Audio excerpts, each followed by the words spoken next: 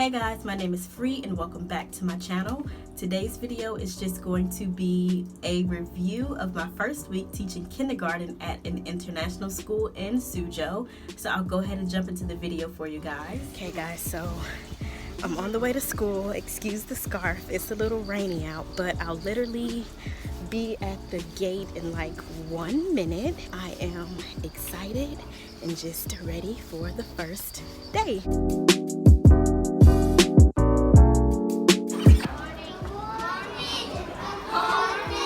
Good morning.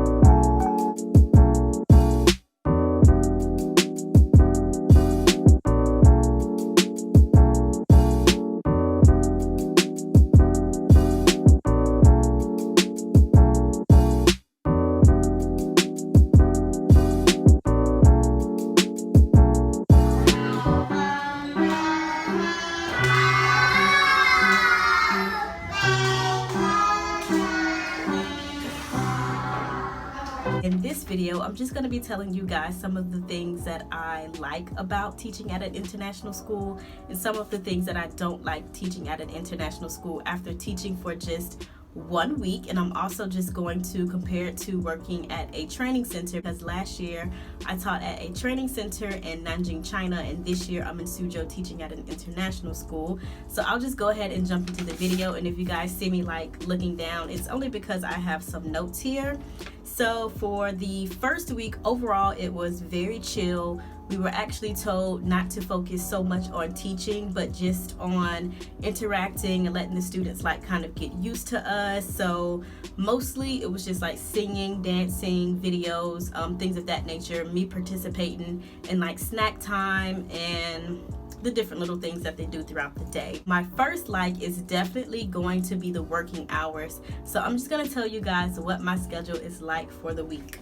Monday through Thursday, I follow the same schedule, but the subjects that I teach change. So instead of saying what the actual subject is, I'm just gonna say subject, okay guys? Monday through Thursday from 8:20 until 8:50 in the morning, we have our PE for 30 minutes. From 9 to 9:15, we have our 15-minute snack time. From 9:15 to 9:35, we have a subject, and then from 9:40 until 10 o'clock, we have another subject as well.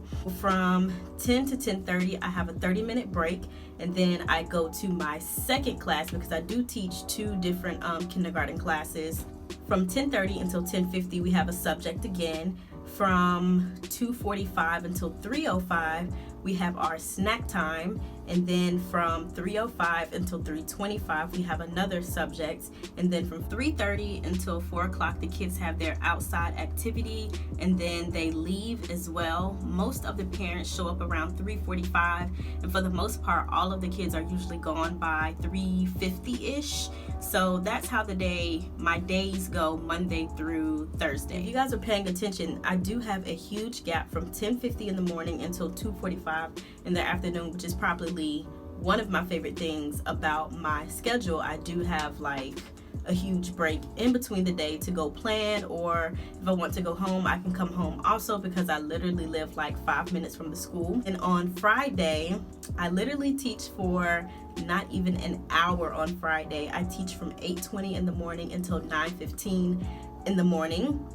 And the only thing that I do on Friday is from 8:20 until 8:50, we have our PE, and then from 9 to 9:15, we have our snack time, and then I'm done for the day on Friday. So again, my schedule is absolutely my favorite thing about working at an international school versus working at a training center where I didn't come in until 2 or 3 o'clock in the afternoon, and my day didn't start until like 4 or 5, or my first class didn't start until about 4 or 5 in the afternoon, and I was literally there until about 9:30 at night, which was crazy because my sleep schedule was off a little bit. And then also working at a training center, we worked Wednesday through Sunday versus working at an international school. We actually work Monday through Friday, and then we have our Saturday and Sunday off. So my other is overall the job is very easy. I mean, I know it's only been a week, but I do teach kindergarten, so my planning and things of that nature isn't really too hard. The only thing that takes me a long time when I'm planning is getting the arts and craft things together, because they are so little. So sometimes I have to like put the arts and crafts together pretty much all the way by myself, so that the kids may only have to like color or do something really, really small.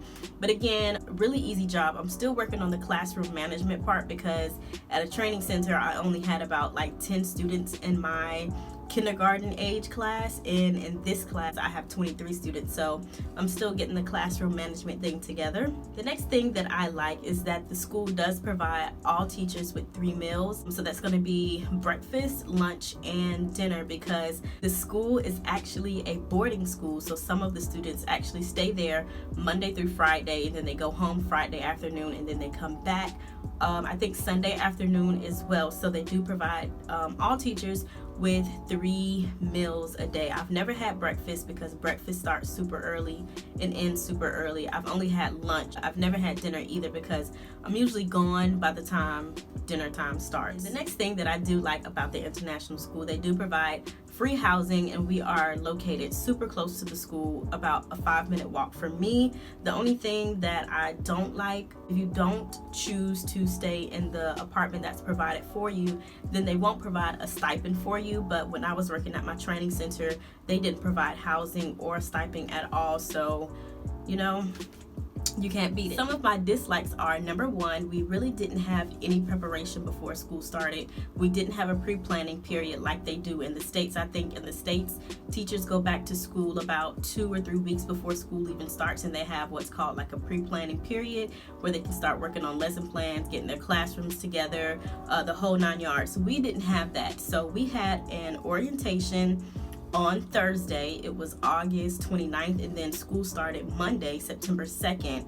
So we really didn't have like any type of planning or guidance or really anything. We were just kind of, you know, thrown in per se. We just had to kind of like figure it out. But again, they did let us know for the first week that we really didn't have to try to teach or anything. So I guess that was good about it.